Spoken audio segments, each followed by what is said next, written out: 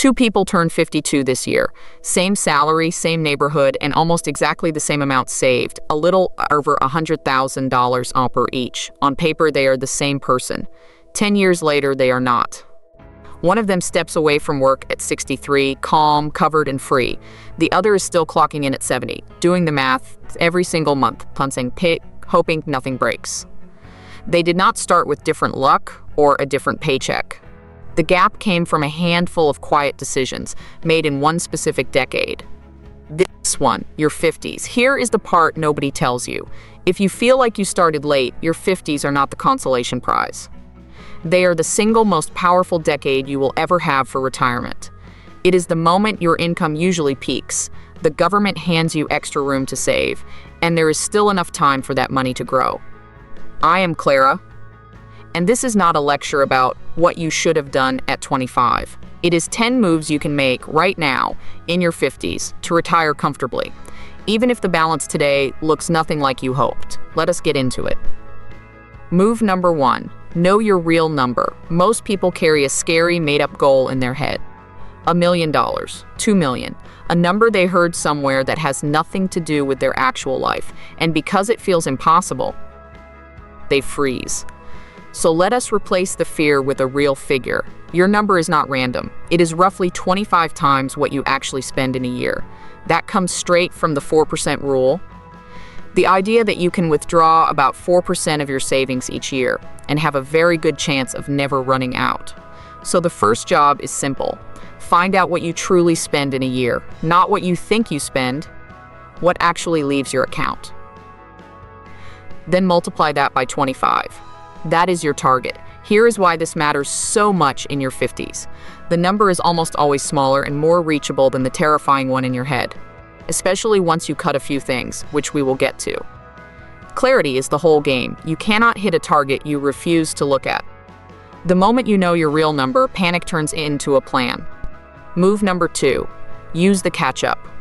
This is the superpower almost nobody takes full advantage of, and it exists only for people your age. The government knows a lot of people arrive in their 50s behind, so it lets you save extra in your tax-advantaged accounts. In 2026, on top of the normal limit, anyone 50 or older can add an extra $8,000 to a 401k, bringing your total to $32,500 in a single year. And it gets better right when you need it. From age 60 to 63, there is a super catch-up. Instead of $8,000, you can add $11,250 extra, pushing your yearly total to $35,750. On top of that, an IRA lets you put in $8,600, and a health savings account gives you thousands more. Think about the timing. This extra room shows up exactly when your income is usually at its highest, and the kids are often becoming less expensive. That is the government handing you a bigger shovel at the precise moment you can dig the fastest. If you do only one thing from this video, turn on the catch-up. Move number 3. Kill the big debts before you stop working. Here is a truth that reshapes everything. Every single dollar of debt you carry into retirement is a dollar your nest egg has to feed forever. The mortgage, the car payments, the credit card balance. Once the paycheck stops, all of that comes straight out of your savings. So your 50s are the decade to go on the attack. Start with the most expensive debt, the credit cards charging painful double-digit interest, and destroy it first. Then look at the car loans, and finally the mortgage. You do not have to be perfectly debt-free to retire, but imagine walking in with no card balance, no car payment, and a home loan that is small or gone. Your monthly cost of living drops through the floor. And remember move 1, your number is 25 times your spending. So lowering your fixed bills does something magical. It shrinks the very number you are trying to hit. Debt is a future tax on your freedom. Paying it down now while you still have income coming in is one of the highest returns you will ever earn. Move number 4. Get honest about the date. We treat 65 like a magic wall. Work fully until then stop cold. But that all-or-nothing idea traps a lot of people. The truth is retirement is not a switch, it is a dial. Think about a phase in between, sometimes called coast or semi-retirement. You keep working, but lighter. Part-time, consulting, a calmer job with less stress. That income does not have to be huge. It just needs to cover your day-to-day bills for a few years. Here is the quiet magic of that. While part-time work pays the bills, your investments are left completely alone to grow. You are not adding much, but crucially, you are not touching it either. Those few extra years of compounding, right at the end when the balance is largest, can add a stunning amount to your final total. So instead of asking, "Can I fully stop at 65?" ask a better question. What would it take to downshift at 60, cover my basics, and let the rest keep growing? For a lot of people, that flexible path is far more realistic and far less scary than the hard cliff they have been dreading. Move number 5, build the bridge to 65.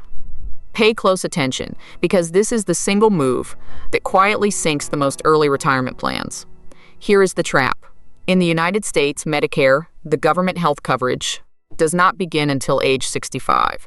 So if you want to step away from work at 60 or 62 or 63, you have a gap.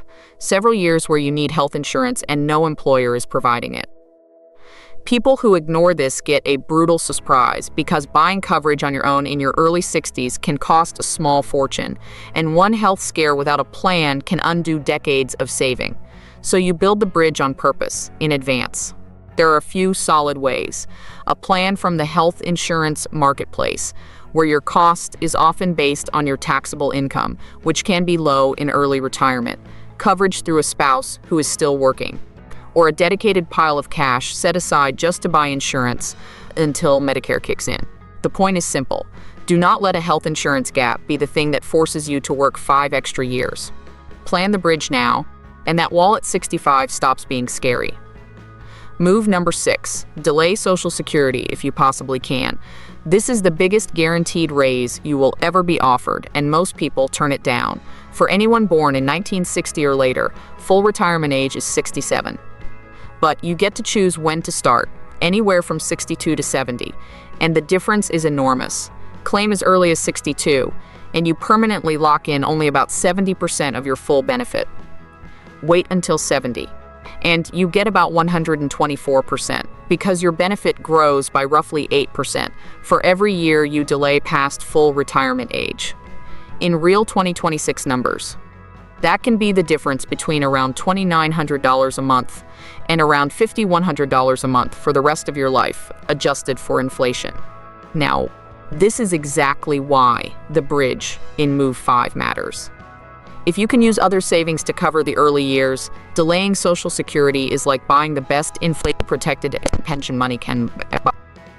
It is longevity insurance. The longer you might live, the more that larger guaranteed check protects you from ever running out. Move number 7, protect the first few years. There is a hidden danger in retirement with a boring name and a huge impact. It is called sequence of returns risk. Here is what it means in plain language. A stock market crash in the first few years after you retire does far more damage than the exact same crash 10 years later.